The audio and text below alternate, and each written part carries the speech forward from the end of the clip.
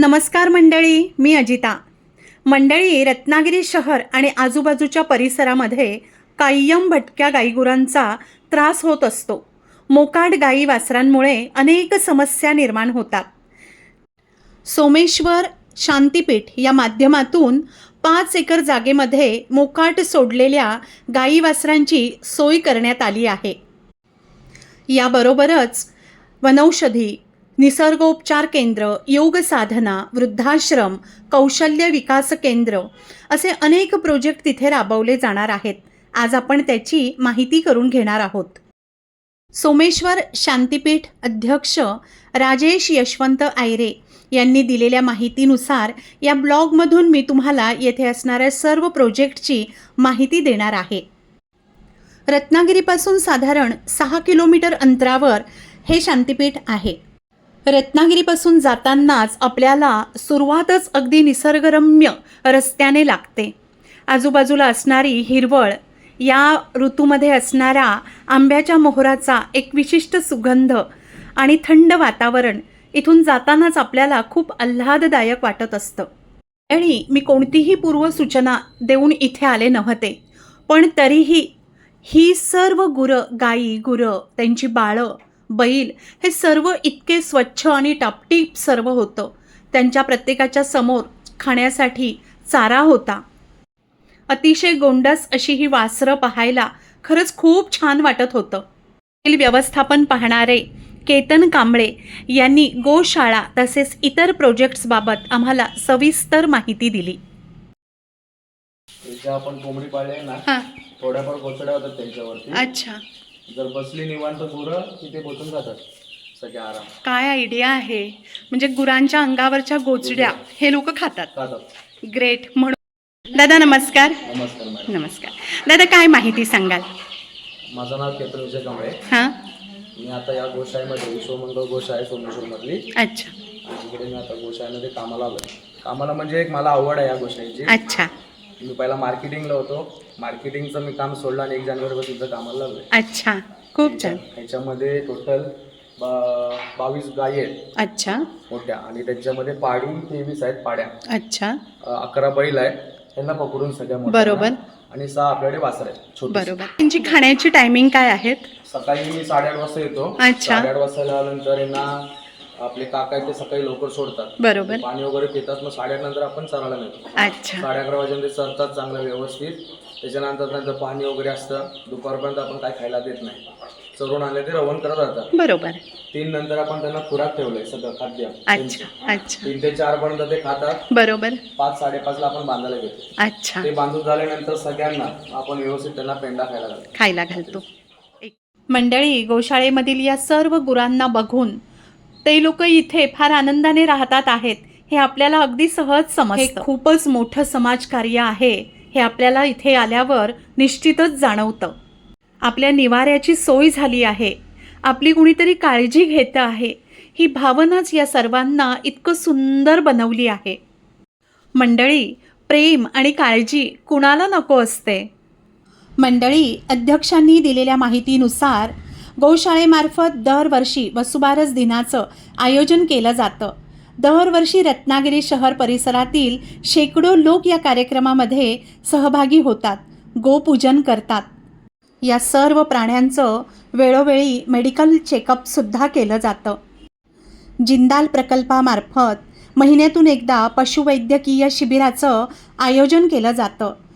आजूबाजूच्या शेतकऱ्यांना देखील या शिबिरात सहभागी केलं जातं. पशूंची चिकित्सा करण्यास प्रोत्साहन देण्यात येतं. गोशाळेच्या परिसरामध्ये यज्ञाचं देखील आयोजन करण्यात येतं. गेल्या वर्षी महाविष्णू यज्ञ आयोजित करण्यात आला होता. यामध्ये 99 जोडपी यज्ञाला बसली होती. एकूण 300 लोक या कार्यक्रमामध्ये सहभागी झाले. मंडळी, येथील कार्य आणि हा शांत निसर्गरम्य परिसर पाहून खरंच भारावून जायला झालं. गोशाळेच्या अगदी समोरच त्यांची स्वतःची उत्पादनं विक्रीला असतात. येथील स्टाफने अतिशय सुंदर माहिती दिली. इथे त्यांनी स्वतः तयार केलेल्या गौरी, धूप स्टिक, फिनेल, पणत्या, खतं हे सर्व काही इथे मिळतं. या ताई इथे हे सर्व छान विकायला ठेवतात, जे इथेच निर्माण झालेलं आहे. इथल्या या शेणापासून तयार केलं आहे. हे किती रुपये म्हणालात? 20 रुपये. याला गौरी म्हणतात बरोबर. आणि या धूपकांडी का, या 50 रुपये बरोबर. आणि फिने या अशा इथे गोऱ्या बनवल्या जातात. असा त्याचा साचा असतो आणि यामध्ये त्या मस्त गोलाकार केल्या जातात बरोबर ना ताई. ही धूप स्टिकची मशीन आहे. या पावडरपासून ही पणती सुद्धा बनते. मंडळी, या परिसरामध्ये निवासाची सोय आहे, म्हणजेच येथील स्टाफ इथे राहतातच. शिवाय गाईगुरांचं महत्त्व समजावं, त्यांच्याबद्दल प्रेम वाटावं म्हणून आपल्यालाही इथे निवासाची सोय आहे. या परिसरामध्ये या गाईगुरांसोबत राहा, निसर्गाचा आनंद घ्या, हाच उद्देश आहे. अत्यंत कमी दरामध्ये म्हणजेच प्रति व्यक्ती 400 रुपयाप्रमाणे इथे आपल्याला निवासाची सोय आहे. इथे आपण स्वतः जेवण करू शकतो किंवा बाहेरून आणून इथे खाऊ शकतो. ऐस पैस रूम, खिडकीमधून दिसणारं बाहेरील निसर्ग सौंदर्य, बाहेरील शांतता आपल्या मनाला नक्कीच आनंदी करेल. रूममध्ये आपल्याला 2 सेपरेट बेड, वॉशरूम, कपाट अशी खूप छान सोय आहे. हे सर्व बघून मला तर कधी एकदा इथली शांती अनुभवायला मी जाईन असंच झालं आहे. मंडळी, इथे राहणाऱ्या प्रज्ञाताई यांनी आम्हाला खूप सुंदर माहिती दिली. इथलं व्यवस्थापन बघताना त्या समाजकार्य म्हणूनच बघतात. आता देशसेवा करणं याचा अर्थ असा नाही होत की प्रत्येकाने बंदूक खांद्यावर घेऊन पाकच्या बॉर्डरवर जाऊन गोळ्या घालणं म्हणजेच देशसेवा करणं असा त्याचा अर्थ नाही. आता इथे एखाद्या गायीची, आता गायीची सेवा, तो म्हणाल तुम्हाला आणतो म्हातारे, तुला काय होतंय, मान्य आहे, मला नाही होणार हे मला मान्य आहे. पण त्या गायीच्या अनुषंगानं कुठेतरी काहीतरी, आता इथे ही 2 झाडं, आता संध्याकाळी आता 6 वाजून गेले की ह्या झाडाला जरा पाणी घालणार, तिकडे कोणी वासरू आहे तिथे एकदा जाऊन यायचं, असं काही ना काहीतरी त्या गायीच्या अनुषंगाने आपल्याला जे होईल ते करणं ही देशसेवा. नक्कीच अशी देशसेवा मी स्वीकारते. खूप छान. ताई आणि त्यांचे यजमान इथेच राहतात आणि या संपूर्ण परिसराबद्दल त्यांना खूप प्रेम आहे. इथे सर्वांनी यावं, त्यांच्यासोबत राहावं, गाईगुरांवर प्रेम करावं असंच त्यांनाही वाटतं. मंडळी, या परिसरामध्ये कित्येक वनौषधींची लागवड केली आहे. ही समोरील जागा वृद्धाश्रमासाठी नियोजित आहे. लवकरच हा प्रकल्प उभारण्यात येणार आहे. वृद्धाश्रम ही काळाची गरज आहे आणि आता ते कित्येक व्यक्तींनी मान्य केलं आहे. अशा निसर्ग संपन्न वातावरणात राहायला प्रत्येक ज्येष्ठाला आवडेल बरोबर. दादाने सांगितल्याप्रमाणे इथे आपल्या कृष्णाचं अतिशय सुंदर मंदिर उभारण्यात येणार आहे. गोशाळा म्हटली की तिथे आपला कन्हैया हवाच बरोबर ना.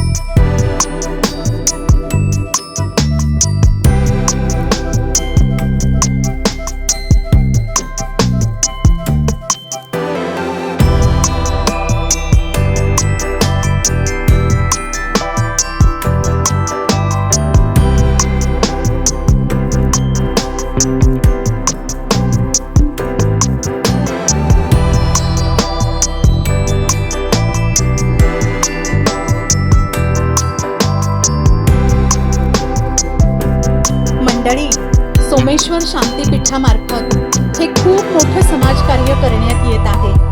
हे सर्व पाहून निघताना मन खूप भरून आलं होतं. खूप साऱ्या शुभेच्छा मनामध्ये येत होत्या. यांच्या प्रत्येक प्रोजेक्टला घवघवीत यश येऊ दे आणि यासाठी लागणारी मदत सर्वकडून मिळू दे असंच वाटत होतं. मंडळी, तुम्हीसुद्धा सर्वांनी इथे नक्की भेट द्या. इथे आपण जर राहिलो तर आपल्यालासुद्धा खूप सारी शांती मिळेल आणि निवासी शुल्कामधून इथे थोडीफार मदतसुद्धा होईल. आपल्याकडून सुद्धा या समाजकार्याला थोडाफार हातभार लागेल. बरोबर? Thank you so much.